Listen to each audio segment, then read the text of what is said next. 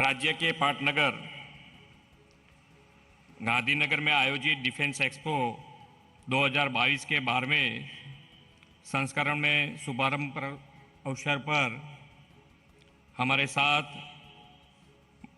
उपस्थित आत्मनिर्भर भारत के प्रणेता, वैश्विक नेता, विकास पुरुष आदरणीय प्रधानमंत्री श्रीमान नरेंद्र मोदी साहब, राज्य के आदरणीय राज्यपाल श्री आचार्य देवव्रत जी, रक्षा मंत्री श्री राजनाथ सिंह जी, राज्य के मेरे साथी मंत्री श्री जगदीश भाई विश्वकर्मा, देश विदेश से आए हुए सभी रक्षा मंत्री श्री CDS श्री जनरल अनिल चौहान जी, नौसेना के प्रमुख श्री एडमिरल श्रीमान हरिकुमार जी, वायुसेना के प्रमुख air chief marshal Shri VR Chaudhary ji, मुख्य सचिव श्री पंकज कुमार, आमंत्रित सब महानुभावे, नागरिक भाइयों बहनों, सबको मेरा नमस्कार।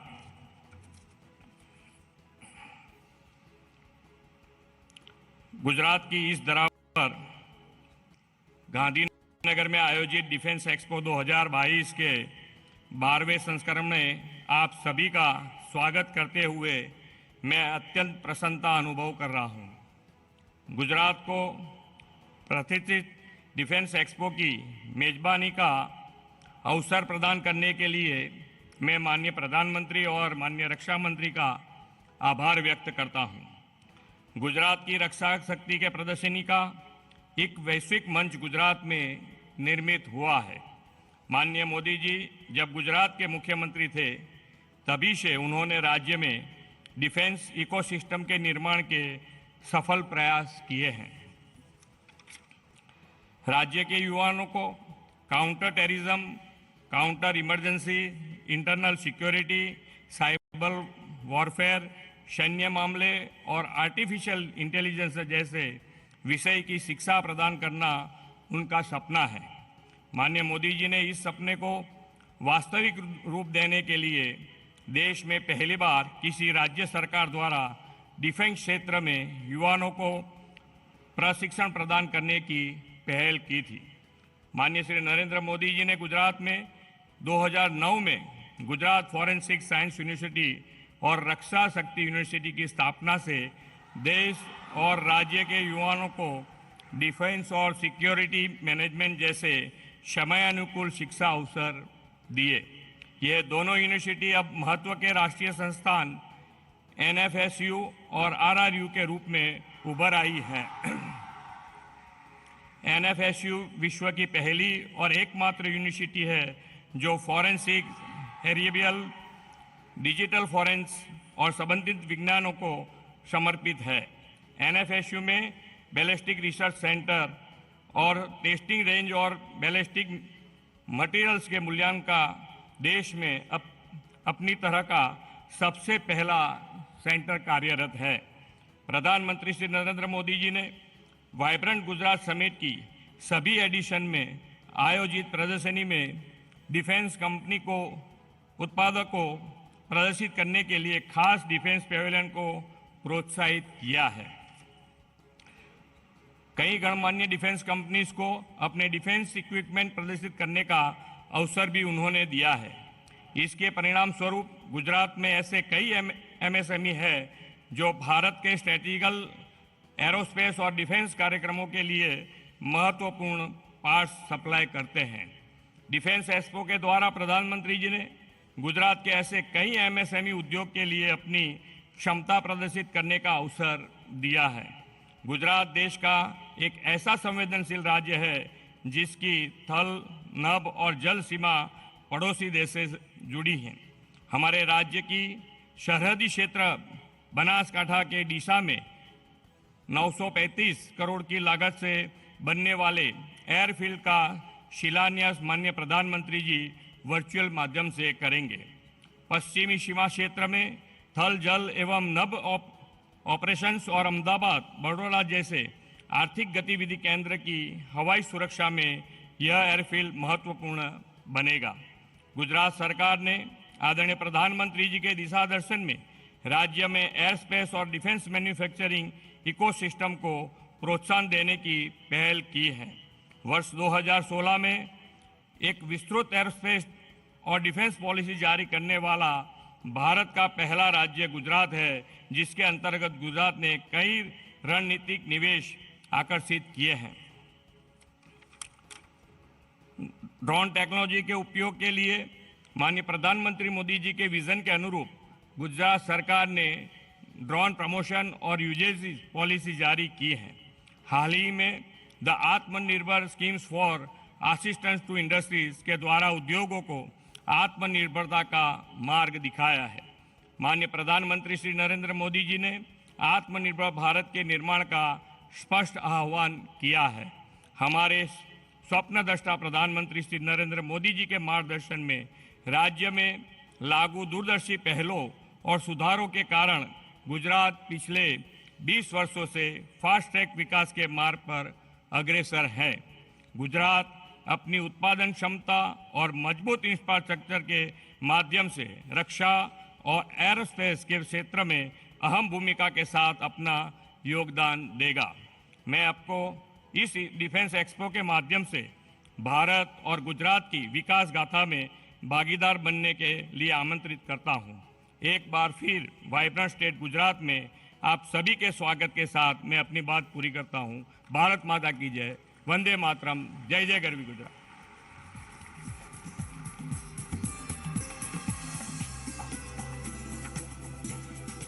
Thank you so much, sir. With DEF Expo 22 being the largest ever edition and a first ever exclusively for Indian companies, since its inception, it's only apt that the grandeur be befitting for showcasing the journey of Indian defense manufacturing as envisioned in the clarion call of our Honorable Prime Minister, Shri Narendra Modi ji, for an Atmanirbhar Bharat. DEF Expo prides itself with showcasing the exciting journey of Indian defense sector, including the journey of our growth in design leadership in anamorphic form.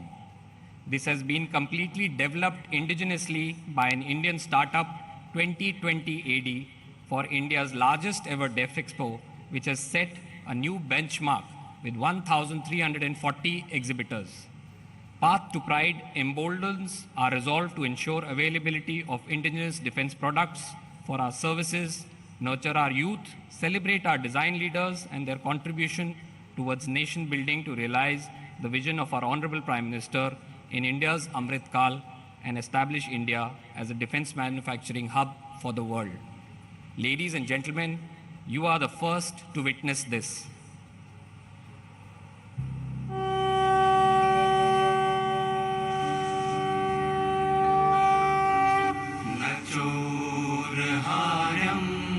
न च राजहार्यं न भ्रातृभाज्यं न च भारकारी व्यये कृते वर्धत एव नित्यं विद्याधनं सर्वधन प्रधानम्।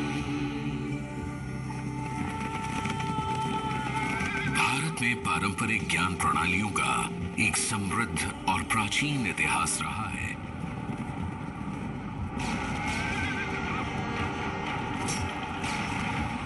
युद्ध की हर एक कला में निपुण हमने सदैव ही साहस, श्रेष्ठ हथियारों और तकनीकों से अपनी रक्षा की है। हमारा चोला राज्य समुद्री क्षेत्र में सर्वोच्च था।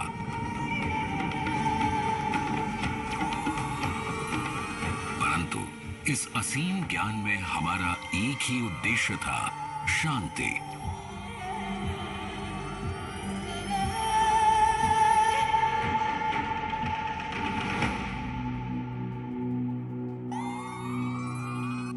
पिछले कुछ वर्षों में भारत ने डिफेंस टेक्नोलॉजीज में विस्तार किया है। बहुत ही कम समय में हमने डिफेंस के हर डोमेन में इसका उपयोग किया है।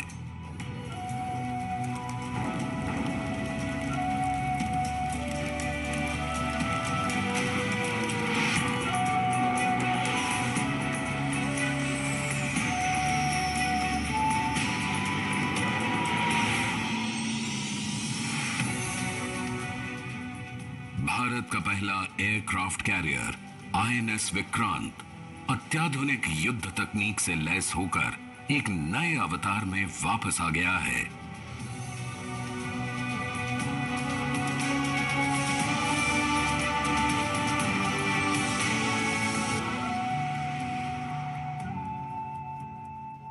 हमारे आसपास क्या हो रहा है, क्या बदलाव आ रहे हैं, भविष्य के हमारे मोर्चे क्या होने वाले हैं, उनके अनुसार हमें खुद को बदलना है।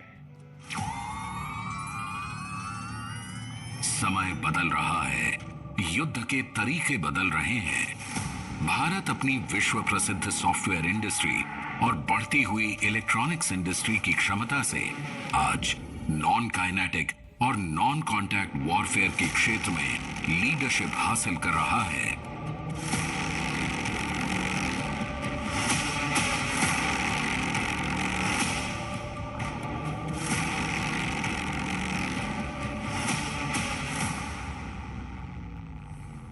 भारत में एक अनूठा स्टार्टअप इकोसिस्टम तैयार हो रहा है और इसमें बढ़ते हुए इनोवेशन से डिफेंस को मजबूती मिल रही है।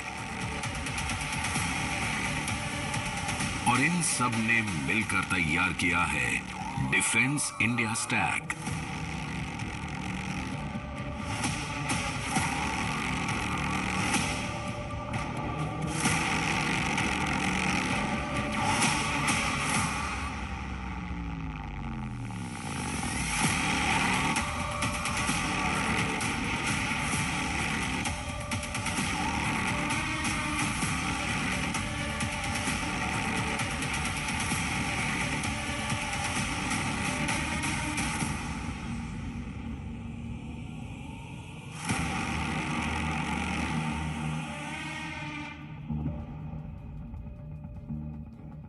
और यह सब संभव हो रहा है हमारे डिफेंस के नए एंटरप्रेन्योर्स और डिजाइनर्स की भागीदारी से।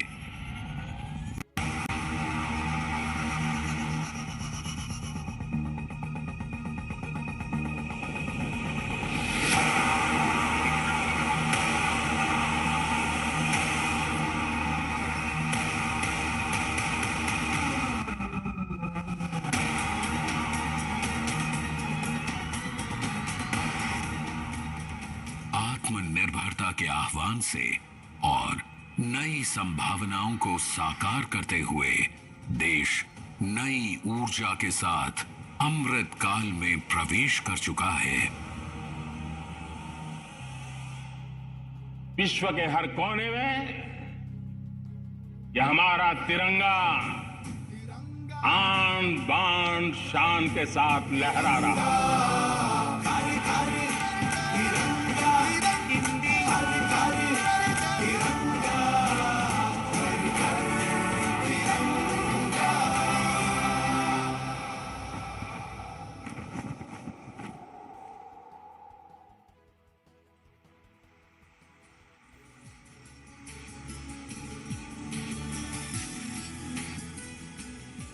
We hope that you enjoyed the immersive experience as much as Def Expo 22 enjoyed in presenting it to the most distinguished audience.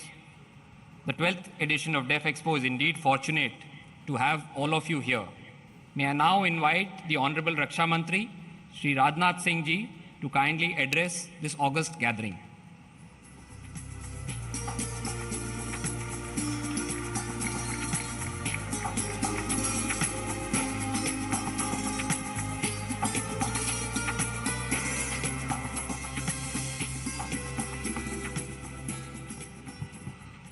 Bharat के यशस्वी प्रधानमंत्री आदरणीय नरेंद्र मोदी जी, गुजरात के आदरणीय राज्यपाल देवव्रत जी आचार्य, माननीय मुख्यमंत्री श्री भूपेंद्र भाई पटेल, राज्य सरकार के सभी मंत्रीगण, chief of defence staff, chief of air staff, chief of naval staff, chief of army staff, defence secretary, chief secretary Gujarat, foreign countries ministers एवं delegates, academicians, industry partners, media के मित्रों, देवियों और सज्जनों, आज हमारे माननीय प्रधानमंत्री जी हमारे बीच मौजूद हैं।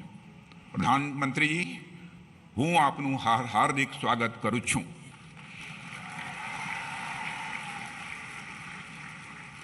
डेफ एक्सपो 2022 के उद्घाटन समारोह के महत्वपूर्ण अवसर पर आपका हम सब के बीच होना हम सब के लिए बेहद प्रसन्नता का विषय है।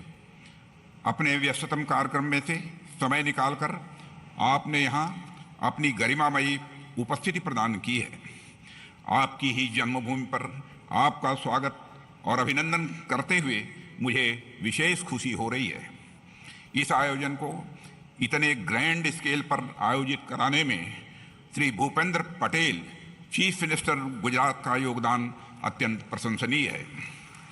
माननीय प्रधानमंत्री जी, आपकी डायनेमिक लीडरशिप में भारत का रक्षा क्षेत्र पूर्ण समर्पण के साथ राष्ट्र गौरव के पथ पर तेजी से अग्रसर है।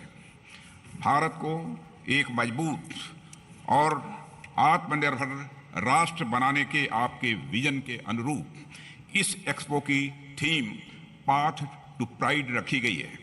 पाथ टू प्राइड इस एक्सपो की केवल थीम भर नहीं है, बल्कि एक नए भारत का एक नया उद्देश्य भी है। अमृतकाल के प्रारंभ में इस डेफ एक्सपो का आयोजन अगले 25 वर्षों में राष्ट्र की सुरक्षा और दुनिया के लिए डिफेंस मैन्युफैक्चरिंग हब बनने के हमारे मजबूत संकल्प को भी यह दर्शाता है। डिफेंस एक्सपो एक आकांक्षी भारत और आत्मनिर्भरता की ओर आगे बढ़ रहे भारत का एक विशिष्ट प्रतीक है। डिफेंस एक्सपो एक प्रतीक है राष्ट्र गौरव का, राष्ट्र की शक्ति का और राष्ट्र के संकल्प का। मुझे इस अगस्त गैदरिंग को यह बताते हुए बेहद खुशी हो रही है कि इस एग्जीबिशन में 1300 से अधिक इंडियन एग्जीबिटर्स अपनी लेटेस्ट टेक्नोलॉजी और प्रोडक्ट्स का प्रदर्शन भी कर रहे हैं। इस आयोजन की 80 से अधिक कंट्रीज के डिफेंस मिनिस्टर्स, सर्विस चीफ्स और ऑफिशियल्स भी भाग ले रहे हैं। इस तरह की विशाल भागीदारी भारत के उभरते बिजनेस पोटेंशियल में डोमेस्टिक एवं ग्लोबल बिजनेस कम्युनिटी के एक नए कॉन्फिडेंस का भी यह प्रमाण है। इंडियन डिफेंस इंडस्ट्री के बदलते सिनेरियो ने हमारे प्राइवेट सेक्टर को भी प्रभावित किया है और उन्होंने नई अपॉर्चुनिटीज को भी महसूस किया है। आज हमारे पास बड़े इंडस्ट्रियल हाउसेज हैं जो डिफेंस प्रोजेक्ट्स के लिए compete कर रहे हैं और बड़े इन्वेस्टमेंट्स भी करने के लिए वह पूरी तरह से तैयार हैं। प्रधानमंत्री जी, यहाँ जब मैं बड़े इंडस्ट्रियल हाउसेस की बात कर रहा हूँ तो इसका मतलब यह नहीं है कि हमारा ध्यान मीडियम, स्मॉल और माइक्रो इंटरप्राइज सेक्टर पर नहीं है। वास्तव में एमएसएमईज को स्पेशल इंसेंटिव्स प्रदान किए जा रहे हैं और आज हम डिफेंस सेक्टर में एमएसएमईज की भागीदारी में बहुत ही उत्साहजनक ट्रेंड देख रहे हैं। मित्रों, रिसर्च एंड डेवलपमेंट एक और महत्वपूर्ण क्षेत्र है जिसकी कमी के चलते प्राइवेट इंडस्ट्री अपनी पूरी क्षमता के साथ सामने नहीं आ पा रही थी। पर हमने यह अनुभव किया कि डिफेंस प्रोडक्शन में अगर हमें दुनिया में टेक्नोलॉजिकल लीडरशिप प्राप्त करनी है तो फ्रंटियर टेक्नोलॉजीज में हमें रिसर्च एंड डेवलपमेंट फंडिंग को सपोर्ट करने और पब्लिक प्राइवेट पार्टनरशिप को बढ़ावा देने की भी यह आवश्यकता है। टेक्नोलॉजिकल डेवलपमेंट फंड और इनोवेशन फॉर डिफेंस एक्सलेंस जैसे इंटरवेंशंस के माध्यम से हम इस दिशा में आगे बढ़ रहे हैं। मैं माननीय प्रधानमंत्री जी का ध्यान एक विशेष बात पर आकृष्ट करना चाहूँगा। डेफ एक्सपो में पिछले 2 दिनों में 10 से अधिक कंट्रीज के डिफेंस मिनिस्टर्स के साथ बाईलेटरल डायलॉग्स भी मैं कर चुका हूँ। इसके अलावा भी दिल्ली या कहीं बाहर समय समय पर अलग अलग देशों के डिफेंस मिनिस्टर से मेरी बातचीत लगातार होती रहती है। इस दौरान मैंने देखा है कि दुनिया के अनेक देशों में हमारे defence goods, equipments, defence technology और मिलिट्री ट्रेनिंग व्यवस्था का बहुत बड़ा सम्मान है। यह निश्चित ही हमारे रक्षा क्षेत्र के लिए एक पॉजिटिव डेवलपमेंट है। साथियों, नेशनल सिक्योरिटी हमारे लिए हमेशा से हमारी यह सर्वोच्च प्राथमिकता रही है।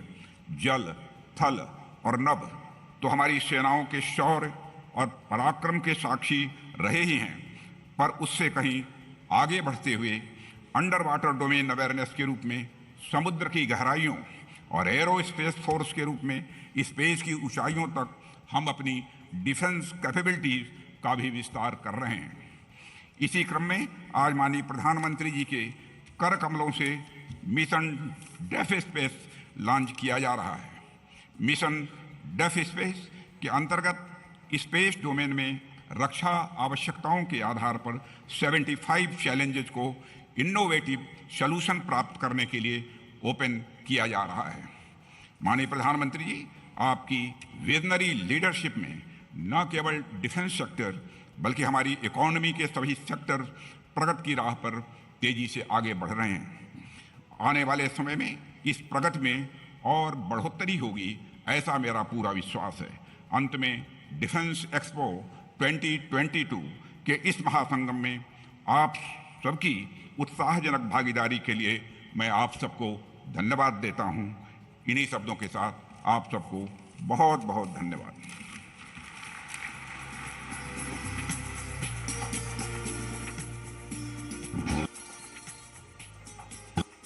Thank you, sir.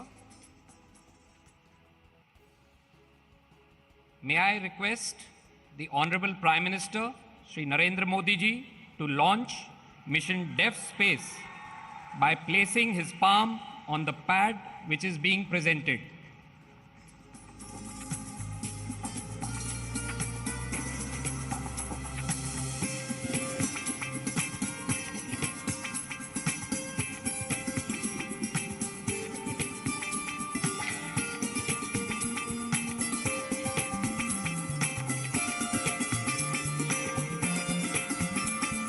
Prime Minister Shri Narendra Modi's resolve for Atmanirbharta has led to India's significant strides towards defense self-sufficiency and created technology-enabled robust ecosystem for defense manufacturing. Innovations for Defense Excellence, IDEX, has brought a revolutionary transformation in bringing innovation to defense. पहले हम सिर्फ land, सी और sky तक ही अपने defence की कल्पना करते थे। अब ये दायरा स्पेस यानी अंतरिक्ष की तरफ बढ़ रहा है। Honorable Prime Minister Shri Narendra Modi is launching Mission Deaf Space with Defense Space Challenges. As a celebration of Azadi Ka Amrit Mahotsav, 75 challenges providing a holistic overview of space are being launched. Space is the final frontier of warfare and a critical component of the next generation national offense and defense. Mission Deaf Space aims to encourage technology development in space for defense applications by startups and young entrepreneurs via defense space challenges. These technologies with dual-use applications will accelerate all-round development of India while safeguarding our national interests. These challenges are categorized into existing Ministry of Defense initiatives of IDEX, Make 1 and Make 2, inviting innovators to apply.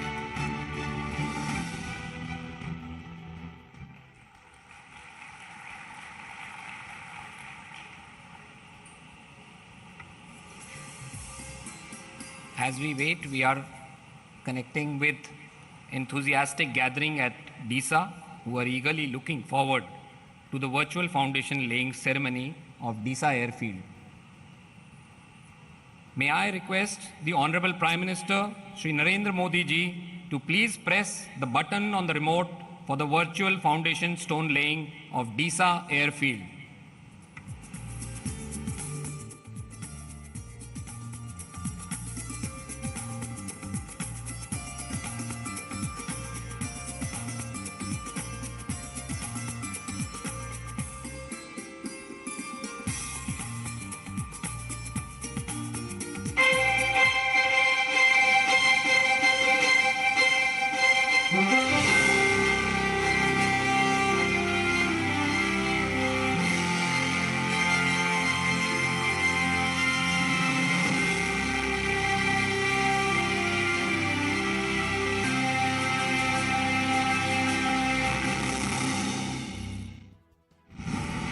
भारतीय वायुसेना विश्व की सबसे बड़ी वायुसेना में से एक है। लगातार बदलती तकनीक और भू राजनीतिक परिस्थितियों के बीच देश की रक्षा से जुड़ी व्यवस्थाओं को सदैव सशक्त बनाना और हर परिस्थिति से निपटने के लिए रणनीतिक क्षमताओं का विस्तार करना आवश्यक है। पिछले 8 सालों में माननीय प्रधानमंत्री श्री नरेंद्र मोदी जी के यशस्वी नेतृत्व में देश की रक्षा क्षमता, रक्षा प्रणाली और रक्षा उत्पादन में हुआ है अभूतपूर्व विस्तार। मां भारती की सीमाओं की श्रेष्ठतम सुरक्षा सुनिश्चित करने के लिए हमारी सेनाओं को और अधिक सक्षम और अधिक प्रबल बनाने के लक्ष्य के साथ माननीय प्रधानमंत्री जी के मार्गदर्शन में तीनों सेनाओं के क्षमता विस्तार पर विशेष जोर दिया गया है। सामरिक क्षमता विस्तार की दिशा में एक अहम पहल के रूप में गुजरात के बनासकांठा में माननीय प्रधानमंत्री जी द्वारा नए और आधुनिक डीसा एयर बेस का शिलान्यास संपन्न हुआ है। बनासकांठा में विकसित होने वाला ये एयरबेस देश की वायु सीमाओं की सुरक्षा को मजबूती देने के लिए रणनीतिक रूप से महत्वपूर्ण है। 4,519 एकड़ क्षेत्र में बनने वाला डीसा एयरफील्ड अंतर्राष्ट्रीय सीमा से केवल 130 किलोमीटर की दूरी पर स्थित है। इसके निर्माण से गुजरात के आसपास के क्षेत्र में एयरबेसेस के बीच 355 किलोमीटर की दूरी कम हो जाएगी, जिससे हमारे लड़ाकू विमानों की ऑपरेटिंग रेंज में बढ़ोतरी होगी और लड़ाई के वक्त रिस्पांस टाइम में कमी आएगी। इसके बन जाने से देश की पश्चिमी सीमा पर एक साथ लैंड और सी ऑपरेशन करना संभव होगा। साथ ही अहमदाबाद, वडोदरा जैसे महत्वपूर्ण आर्थिक केंद्रों को मजबूत एयर डिफेंस मिलेगा। इस एयरबेस से उड़ान योजना के तहत उत्तर गुजरात की एयर कनेक्टिविटी में बढ़ोतरी होगी। डीसा से पूरे क्षेत्र के लिए संभावनाओं के द्वार खुलेंगे। कच्छ में आर्थिक तरक्की के नए मौके बनेंगे। स्थानीय लोगों के लिए रोजगार के अवसर बढ़ेंगे। इस बेस के निर्माण के प्रथम चरण में हवाई पट्टी, सड़क, समांतर टैक्सी ट्रैक्स और एयरक्राफ्ट रखने की जगह का निर्माण होगा। इस एयरबेस को फास्ट ट्रैक मोड में 21 महीने में तैयार किया जाएगा। डीसा एयरबेस देश के डिफेंस को मजबूती और गुजरात के डेवलपमेंट को नई गति देने की दिशा में एक नया अध्याय है।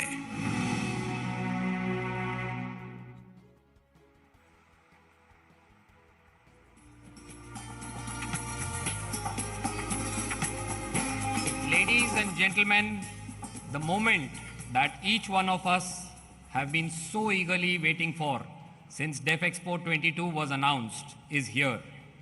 It is indeed my privilege to invite the Honorable Prime Minister Shri Narendra Modi ji to address this August gathering of DefExpo 2022.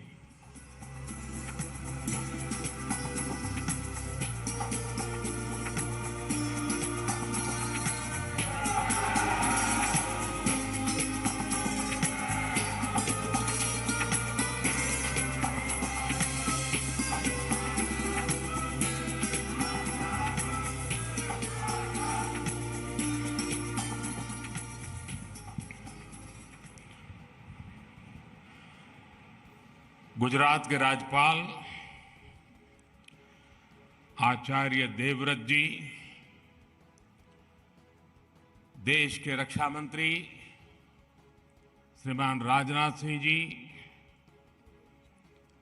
Gujarat के लोकप्रिय मुख्यमंत्री श्री भूपेंद्र भाई पटेल, गुजरात सरकार में मंत्री जगदीश भाई, अन्य मंत्रिपरिषद के सारे वरिष्ठ सदस्य, CDS general Ali Chauhan ji, chief of air staff air chief marshal B R Chaudhary, chief of naval staff admiral R Hari Kumar, chief of army staff general Manoj Pande, अन्य सभी महानुभाव, विदेशों से आए हुए सभी गणमान्य महानुभाव, देवी और सज्जनों, गुजरात की धरती पर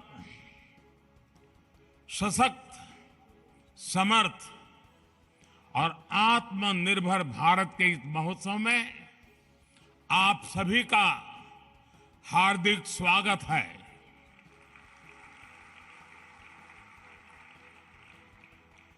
देश के प्रधानमंत्री के रूप में आपका स्वागत करना ये जितना गौरवपूर्ण है उतना ही गौरवपूर्ण इस धरती के बेटे के रूप में आप सबके स्वागत करने का भी मुझे गर्व है। डेफ एक्सपो 2022 का ये आयोजन नए भारत की ऐसी भव्य तस्वीर खींच रहा है जिसका संकल्प हमने अमृतकाल में लिया है। इसमें राष्ट्र का विकास भी है, राज्यों का सहभाग भी है। इसमें युवा की शक्ति भी है, युवा सपने भी हैं, युवा संकल्प भी है, युवा साहस भी है, युवा सामर्थ्य भी है। इसमें विश्व के लिए उम्मीद भी है, मित्र देशों के लिए सहयोग के अनेक अवसर भी हैं। साथियों, हमारे देश में डिफेंस एक्सपो पहले भी होते रहे हैं, लेकिन इस बार का डिफेंस एक्सपो अभूतपूर्व है। एक नई शुरुआत का प्रतीक है। ये देश का ऐसा पहला डिफेंस एक्सपो है जिसमें केवल भारतीय कंपनियां ही भाग ले रही हैं। केवल मेड इन इंडिया रक्षा उपकरण ही है। पहली बार किसी डिफेंस एक्सपो में भारत की मिट्टी से, भारत के लोगों के पसीने से बनी अनेक विध उत्पाद हमारे ही देश की कंपनियां, हमारे वैज्ञानिक, हमारे युवाओं का सामर्थ्य आज हम लौह पुरुष सरदार पटेल की इस धरती से दुनिया के सामने हमारे सामर्थ्य का परिचय दे रहे हैं। इसमें 1300 से ज्यादा एग्जीबिटर्स हैं, जिसमें भारतीय उद्योग है, भारत के उद्योगों से जुड़े हुए कुछ जॉइंट वेंचर्स हैं, एमएसएमईज और 100 से ज्यादा स्टार्टअप्स हैं। एक तरह से आप सब यहां और देशवासी और दुनिया के लोग भी क्षमता और संभावना दोनों की झलक एक साथ देख रहे हैं। इन्हीं संभावनाओं को साकार करने के लिए पहली बार 450 से ज्यादा एमओयूज और एग्रीमेंट साइन किए जा रहे हैं। साथियों, ये आयोजन हम काफी समय पहले करना चाहते थे। गुजरात के लोगों तो भली बात पता भी है, कुछ परिस्थितियों के कारण हमें समय बदलना पड़ा, उसके कारण थोड़ा विलंब भी हुआ। जो विदेशों से मेहमान आने थे उनको असुविधा भी हुई, लेकिन देश के अब तक के सबसे बड़े डिफेंस एक्सपो ने एक नए भविष्य का सशक्त आरंभ कर दिया है। मैं जानता हूं कि इससे कुछ देशों को असुविधा भी हुई, लेकिन बड़ी संख्या में विभिन्न देश सकारात्मक सोच के साथ हमारे साथ आए हैं। साथियों, मुझे खुशी है कि भारत जब भविष्य के इन अवसरों का आकार दे रहा है, तो भारत के 53 अफ्रीकन मित्र देश कंधे से कंधा मिलाकर हमारे साथ खड़े हैं।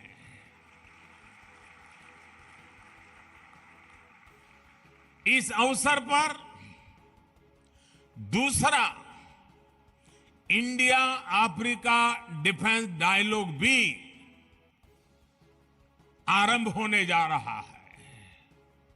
भारत और अफ्रीकन देशों के बीच ये मित्रता, ये संबंध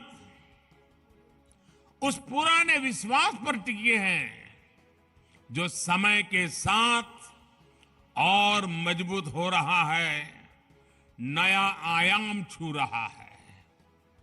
मैं अफ्रीका से आए अपने साथियों को बताना चाहता हूं कि आज आप गुजरात की जिस धरती पर आए हैं, उसका अफ्रीका के साथ बहुत पुराना और आत्मीय संबंध रहा है।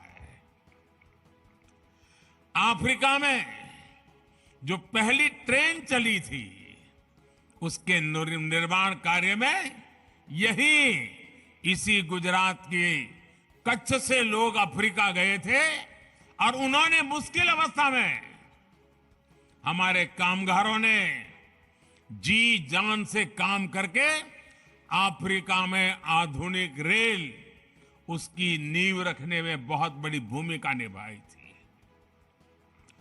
इतना ही नहीं, आज अफ्रीका में जाएंगे तो दुकान शब्द कॉमन है। ये दुकान शब्द गुजराती है। रोटी, भाजी, ये अफ्रीका के जनजीवन में जुड़ गए शब्द हैं। महात्मा गांधी जैसे वैश्विक नेता के लिए भी गुजरात अगर उनकी जन्मभूमि थी, तो अफ्रीका उनकी पहली कर्मभूमि थी। अफ्रीका के प्रति आत्मीयता और ये अपनापन आज भी भारत की विदेश नीति के केंद्र में है। कोरोना काल में जब वैक्सीन को लेकर पूरी दुनिया चिंता में थी, तब भारत ने हमारे अफ्रीकन मित्र देशों को प्राथमिकता देते हुए वैक्सीन पहुंचाई। हमने हर जरूरत के समय दवाइयों से लेकर पीस मिशन तक अफ्रीका के साथ कंधे से कंधा मिलाकर चलने का प्रयास किया है। अब रक्षा क्षेत्र में हमारे बीच का सहयोग और समन्वय इन संबंधों को नई ऊंचाई देंगे। साथियों, इस आयोजन का एक महत्वपूर्ण आयाम इंडियन ओशन रीजन प्लस की डिफेंस मिनिस्टर्स कॉन्क्लेव भी है। इसमें हमारे 46 मित्र देश हिस्सा ले रहे हैं। आज अंतर्राष्ट्रीय सुरक्षा से लेकर वैश्विक व्यापार तक मैरीटाइम सिक्योरिटी एक ग्लोबल प्राथमिकता बनकर उभरा है। 2015 में मैंने मॉरिशस में security and growth for all in the region, यानी सागर का विजन भी सामने रखा था। जैसा कि मैंने सिंगापुर में सांग्रीला डायलॉग में कहा था, इंडो पैसिफिक रीजन में अफ्रीकी तटों से लेकर अमेरिका का तक भारत का एंगेजमेंट इंक्लूसिव है। आज ग्लोबलाइजेशन के दौर में मर्चेंट नेवी की भूमिका का भी विस्तार हुआ है। दुनिया की भारत से अपेक्षाएं बड़ी हैं और मैं विश्व को विश्वास दिलाना चाहता हूं, आपकी अपेक्षाओं को पूरा करने के लिए भारत हर कोशिश प्रयास करता रहेगा। हम कभी पीछे नहीं हटेंगे। इसलिए ये डिफेंस एक्सपो भारत के प्रति वैश्विक विश्वास का प्रतीक भी है। इतने सारे देशों की उपस्थिति के जरिए विश्व का बहुत बड़ा सामर्थ्य गुजरात की धरती पर जुट रहा है। मैं इस आयोजन में भारत के सभी मित्र राष्ट्रों और उनके प्रतिनिधियों का हृदय से स्वागत करता हूं। मैं इस भव्य आयोजन के लिए गुजरात के लोगों और विशेष रूप से मुख्यमंत्री भूपेंद्र भाई पटेल, उनकी पूरी टीम का अभिनंदन करता हूं। देश और दुनिया में विकास को लेकर औद्योगिक सामर्थ्य उसे लेकर के गुजरात की जो पहचान है, आज इस डिफेंस एक्सपो से गुजरात की पहचान को चार चांद लग रहे हैं, एक नई ऊंचाई मिल रही है। आने वाले समय में गुजरात डिफेंस इंडस्ट्री का भी एक बड़ा केंद्र बनेगा। भारत की सुरक्षा और सामरिक सामर्थ्य में गुजरात का भी बहुत बड़ा योगदान देगा, ये मुझे पूरा विश्वास है। साथियों, मैं अभी स्क्रीन पे देख रहा था, डीसा के लोग उत्साह से भरे हुए थे, उमंग और उत्साह नजर आ रहा था। डीसा एयरफील्ड का निर्माण भी देश की सुरक्षा और उस क्षेत्र के विकास के लिए एक महत्वपूर्ण उपलब्धि है। डीसा अंतर्राष्ट्रीय सीमा से केवल 130 किलोमीटर दूर है। अगर हमारे फोर्सेस, विशेषकर हमारी वायुसेना डीसा में होगी, तो हम पश्चिमी सीमा पर किसी भी दुस्साहस का और बेहतर ढंग से जवाब दे पाएंगे। डीसाना भाइयों बहनों, તમને હું ગાંધીનગરથી અનેક અભિનંદન પાઠવું છું। હવે તો ડીસા વાસણનો બનાસકાંઠા પાટણ જિલ્લાનો સિતારો ચમકી રહ્યો છે। इस एयरफील्ड के लिए गुजरात की ओर से साल 2000 में ही डीसा के ये जमीन दी गई थी। जब यहां मैं मुख्यमंत्री था तो मैं लगातार इसके निर्माण कार्य के लिए प्रयास करता था। तत्कालीन केंद्र सरकार को, उस समय जो सरकार थी, उनको बार बार मैं समझा रहा था इसका महत्व क्या है। इतनी सारी जमीन दे दी, लेकिन 14 साल तक कुछ नहीं हुआ और फाइलें भी ऐसी बना दी गई थी, ऐसे सवालिया निशान डाले गए थे कि मुझे वहां पहुंचने के बाद भी सही तरीके से सही चीजों को प्रस्थापित करने में भी टाइम गया।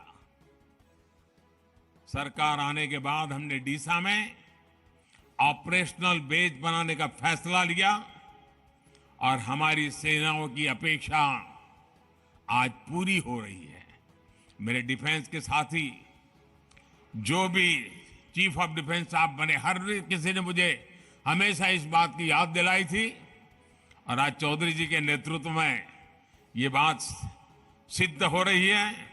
जितना अभिनंदन डीसा को है, उतना ही अभिनंदन मेरे एयरफोर्स के साथियों को भी है। ये क्षेत्र अब देश की सुरक्षा का एक प्रभावी केंद्र बनेगा।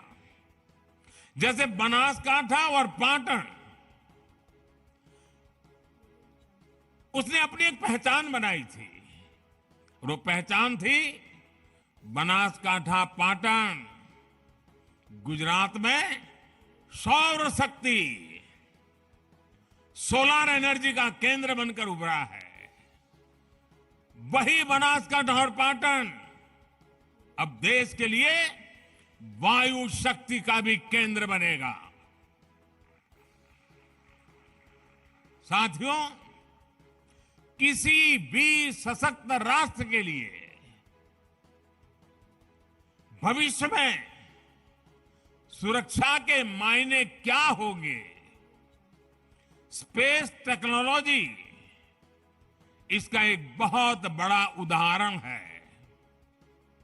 मुझे बताया गया है कि तीनों सेनाओं द्वारा इस क्षेत्र में विभिन्न चुनौतियों की समीक्षा की गई है, पहचान की गई है।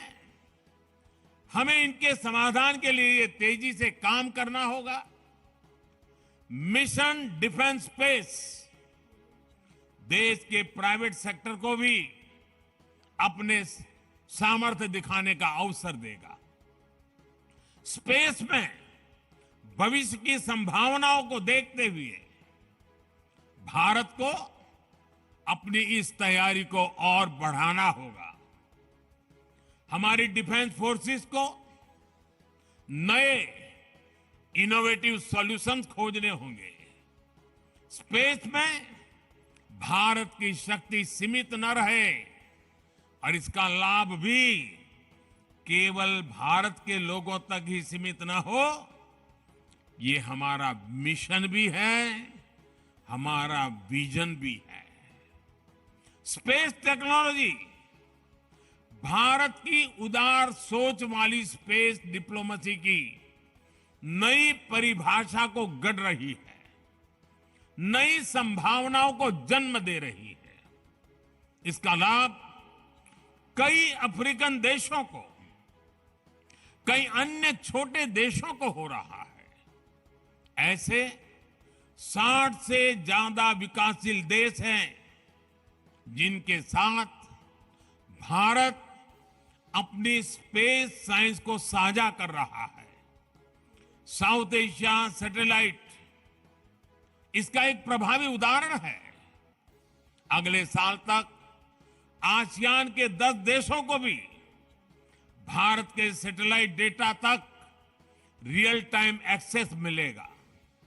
यहां तक कि यूरोप और अमेरिका जैसे विकसित देश भी हमारे सैटेलाइट डेटा का उपयोग कर रहे हैं। इस सब के साथ ही ये एक ऐसा क्षेत्र है जिसमें समुद्री व्यापार से जुड़ी अपार संभावनाएं हैं। इसके जरिए हमारे मछुआरों के लिए बेहतर आय और बेहतर सुरक्षा के लिए रियल टाइम सूचनाएं मिल रही हैं। हम जानते हैं कि स्पेस से जुड़ी इन संभावनाओं को अनंत आकाश जैसे सपने देखने वाले मेरे देश के युवा साकार करेंगे, समय सीमा में साकार करेंगे और अधिक गुणवत्ता के साथ साकार करेंगे। भविष्य को गढ़ने वाले युवा स्पेस टेक्नोलॉजी को नई ऊंचाई तक ले जाएंगे। इसलिए ये विषय डिफेंस एक्सपो की एक महत्वपूर्ण प्राथमिकता है। गुजरात की इस धरती से डॉक्टर विक्रम साराभाई जैसे वैज्ञानिक की प्रेरणा और गौरव भी जुड़ा हुआ है। वो प्रेरणा हमारे संकल्पों को नई ऊर्जा देगी। और साथियों, आज बात जब डिफेंस सेक्टर की बात होती है, फ्यूचर वॉरफेयर की बात होती है, तो इसकी कमान एक तरह से युवाओं के हाथ में है।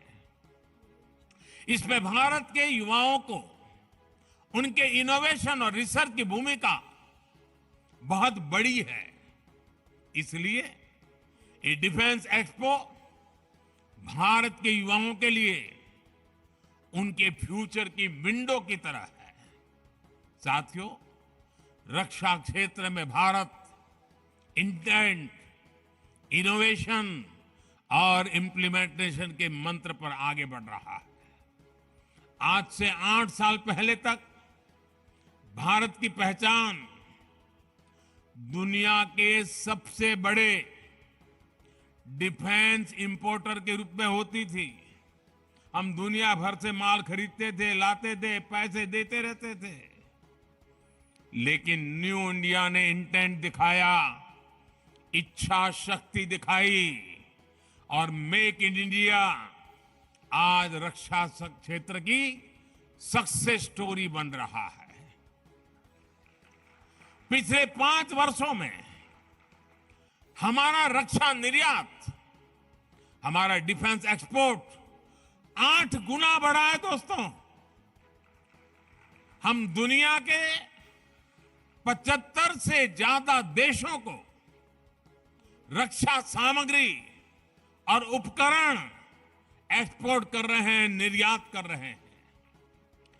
2021-22 में भारत का डिफेंस एक्सपोर्ट $1.59 बिलियन यानी करीब 13,000 करोड़ रुपए हो चुका है और आने वाले समय में हमने इसे $5 बिलियन यानी 40,000 करोड़ रुपए तक पहुंचाने का लक्ष्य रखा है। ये निर्यात एक्सपोर्ट केवल कुछ उपकरणों तक सीमित नहीं है, केवल कुछ देशों तक सीमित नहीं है। भारतीय रक्षा कंपनियां आज ग्लोबल सप्लाई चेन का महत्वपूर्ण हिस्सा बन रही है। हम ग्लोबल स्टैंडर्ड के स्टेट ऑफ आर्ट उपकरणों की सप्लाई कर रहे हैं। आज एक और कई देश भारत के तेजस जैसे आधुनिक फाइटर जेट में दिलचस्पी दिखा रहे हैं, तो वहीं हमारी कंपनियां अमेरिका, इजरायल और इटली जैसे देशों को भी रक्षा उपकरणों के पार्ट सप्लाई कर रही है।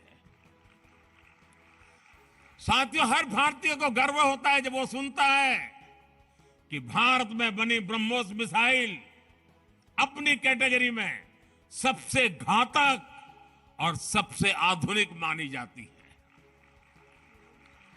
कई देशों के लिए ब्रह्मोस मिसाइल उनकी पसंदीदा चॉइस बनकर उभरी है। साथियों, भारत की टेक्नोलॉजी पर आज दुनिया भरोसा कर रही है, क्योंकि भारत की सेनाओं ने उनकी क्षमताओं को साबित किया है। भारत की नौसेना ने आईएनएस विक्रांत जैसे अत्याधुनिक एयरक्राफ्ट कैरियर को अपने बेड़े में शामिल किया है। ये इंजीनियरिंग का विशाल और Virat masterpiece Cochin shipyard limited के स्वदेशी तकनीक से बनाया गया है।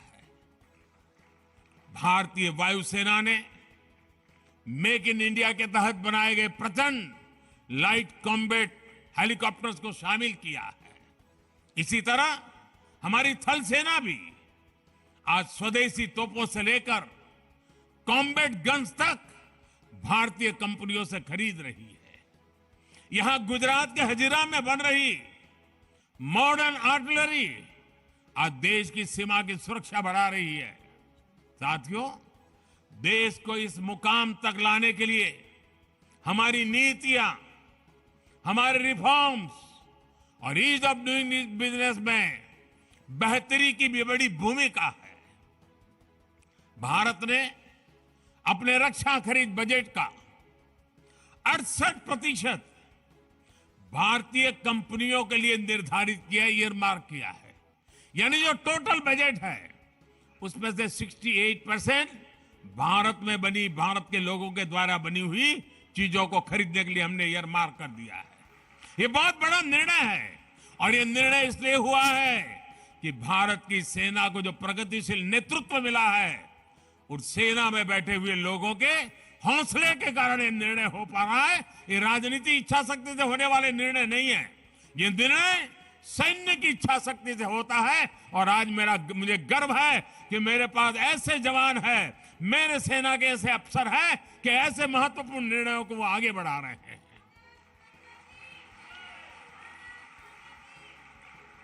इसके अलावा हमने डिफेंस सेक्टर को रिसर्च और इनोवेशन के लिए स्टार्टअप इंडस्ट्री और एकेडमिया के लिए खोला।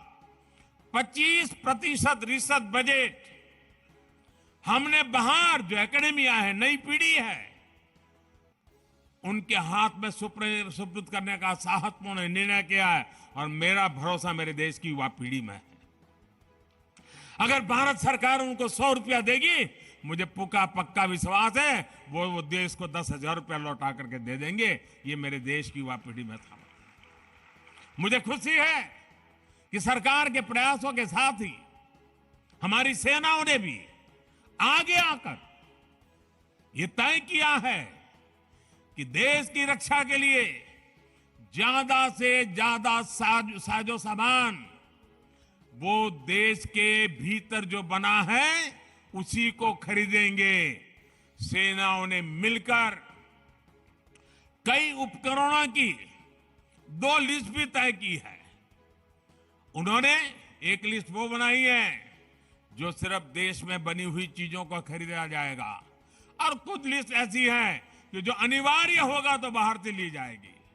आज मुझे खुशी है, मुझे बताया गया कि उन्होंने उसमें 101 और चीजें नई आज जोड़ दी हैं जो सिर्फ भारत में बनी हुई चीजें ली जाएगी। ये निर्णय आत्मनिर्भर भारत के सामर्थ्य को भी दिखाते हैं और देश के जवानों का अपने देश के सैन्य साजो सामान को लेकर बढ़ रहे भरोसा का प्रतीक भी है। इस लिस्ट के बाद रक्षा क्षेत्र के ऐसे 411 साजो सामान और उपकरण होंगे जिन्हें भारत केवल मेक इन इंडिया के तहत खरीदेगा। आप कल्पना करिए, इतना बड़ा बजट भारतीय कंपनियों की नींव को कितना मजबूत करेगा, हमारे रिसर्च और इनोवेशन को कितनी बड़ी ताकत देगा, हमारे डिफेंस मैन्युफैक्चरिंग सेक्टर को कितनी बड़ी बुलंदी देगा, और इसका कितना बड़ा फायदा मेरे देश की युवा पीढ़ी को होने वाला है। साथियों, इस चर्चा के बीच मैं एक और विषय जरूर कहना चाहता हूं, और मैं समझता हूं कि इस बात को हमने समझना होगा। जो कमेंटेटर्स होते हैं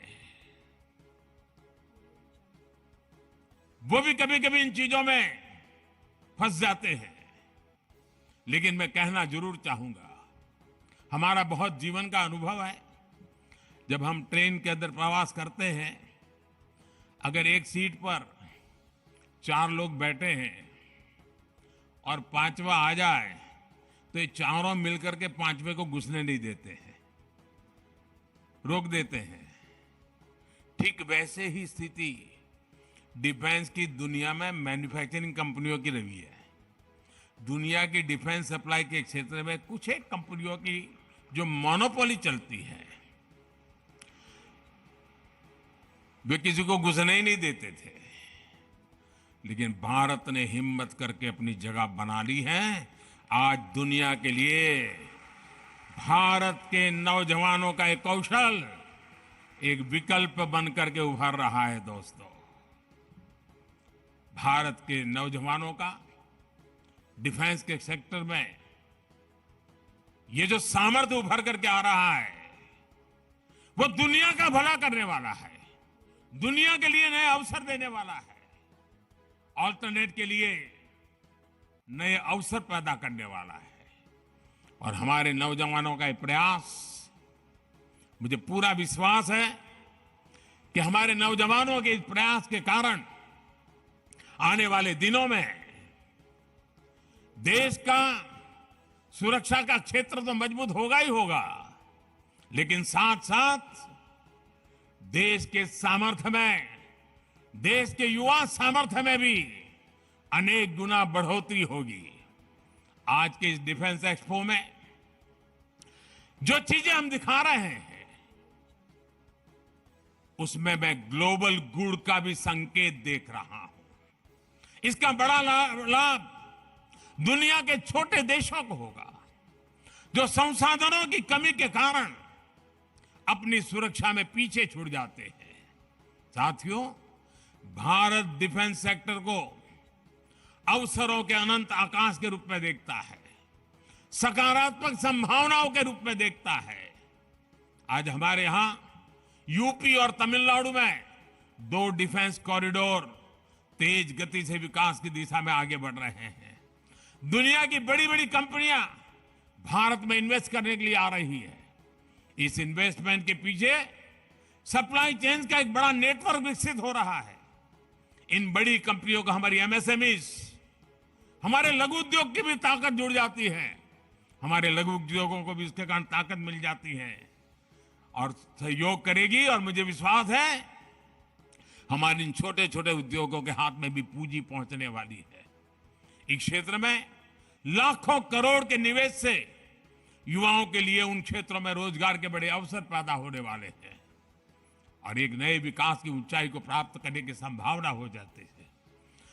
मैं गुजरात डिफेंस एक्सपो में मौजूद सभी कंपनियों से भी आह्वान करना चाहता हूं, आप इन अवसरों को भविष्य के भारत को केंद्र में रख करके आकार दीजिए। आप मौका जाने मत दीजिए, आप इनोवेट करिए, दुनिया में बेस बनाने का संकल्प लीजिए और सशक्त विकसित भारत के सपने को आकार दीजिए। और मैं नौजवानों को, रिसर्चर्स को, इनोवेटर्स को विश्वास देता हूं, मैं आपके साथ हूं। आपके उज्जवल भविष्य के लिए मैं मेरी आज आपके लिए खपाने के लिए तैयार हूं। साथियों, देश बहुत तेजी से बदल रहा है, आप भी अनुभव करते होंगे। यही देश कोई जमाना था जब कबूतर छोड़ा करता था, आज चीता छोड़ने की ताकत रखता है।